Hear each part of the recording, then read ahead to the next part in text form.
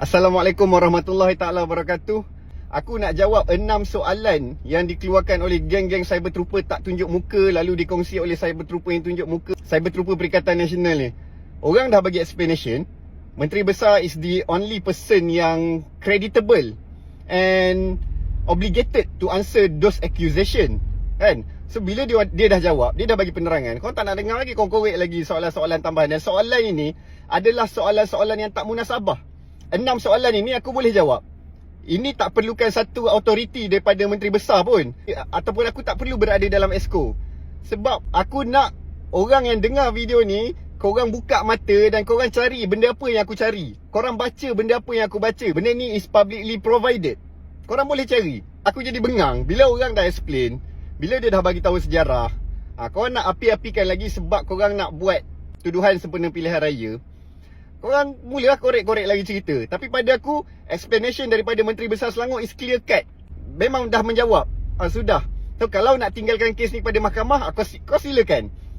Yang nak lawan Vincent Tan, yang nak lawan Menteri Besar, silakan. Kau ada banyak duit untuk legal fee, kau teruskan. Yang aku sangat pasti, benda ni adalah coordinated move. Dia bukan saja-saja macam Menteri Besar kau buat apa, kau ni nak timbulkan masalah-masalah lagi.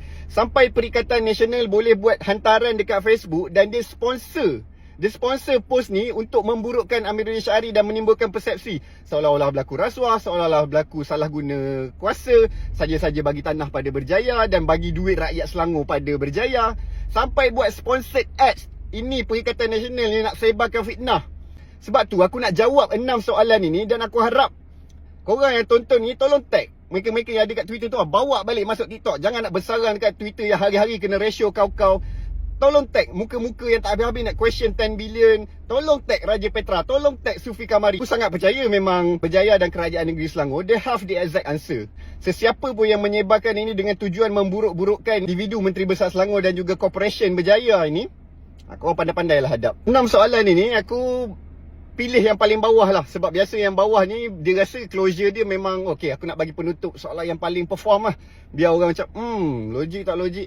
Nombor 6 dia tanya, munasabah atau tidak apabila kerja daripada Kampung Bukit Lancong ke Taman Seri Muda mencecah 249 juta ringgit. Ini question yang macam wow, menimbulkan keraguan banyaknya. Sekarang ni kena faham, dekat Malaysia ni tak banyak projek pendalaman sungai. Jadi kalau nampak projek kecil-kecil, biasanya projek tebatan banjir, buat empangan, makan belanja 2 juta, makan belanja 11 juta. Paling besar pun dekat Cameron Highland kan 50 juta. Itu projek-projek. So bila dia letak angka 249 juta tu macam wow lah, nampak besar.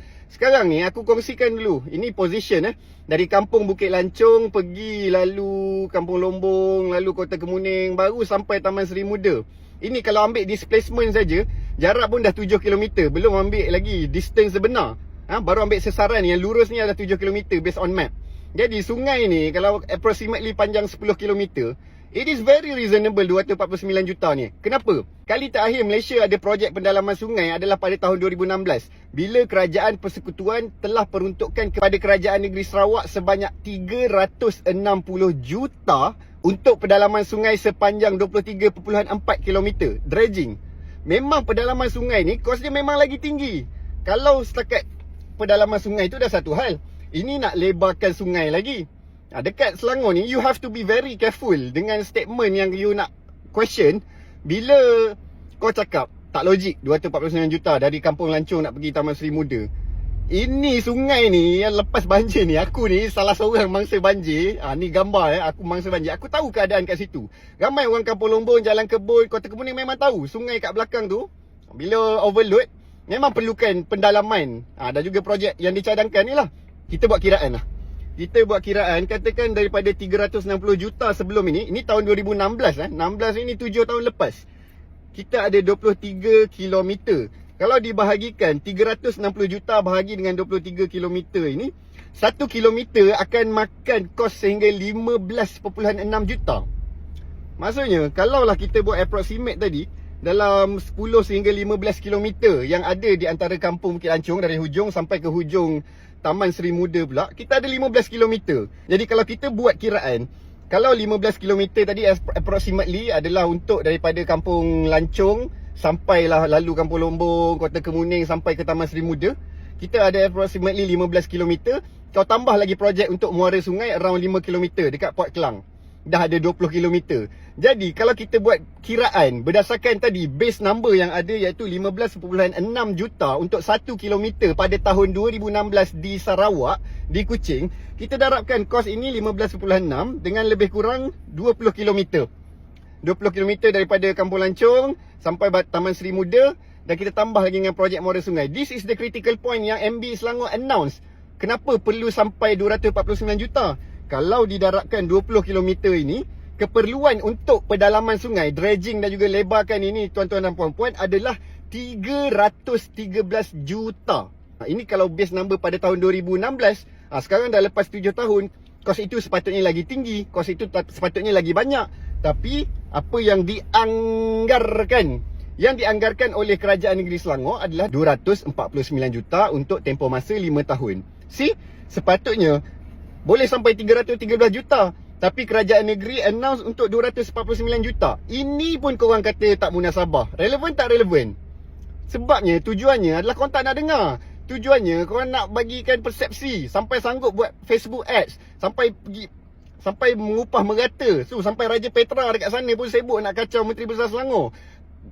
Raja Petra tu, video 2 sen ni pun, video aku ni pun dia pernah ambil edit tunggang ride hit and run.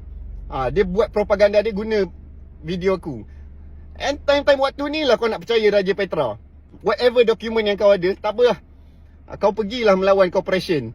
Soalan kedua, benda ni they are trying hard to associate kerajaan PH lah, Kerajaan Selangor, Amiruddin tiba-tiba. Apa deal Anwar Farhas Wafa Salvador dapat jadi chairman 7E? Okay, ini adalah harsh reality.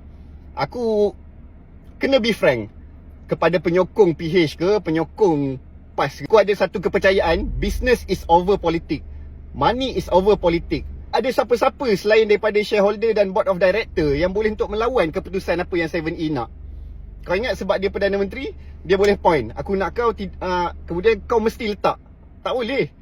Aku faham, memang tujuan corporation adalah nak dapatkan political influence, nak dapatkan pengaruh, nak dapatkan a symbolic of power yang mereka ada kat dalam tu.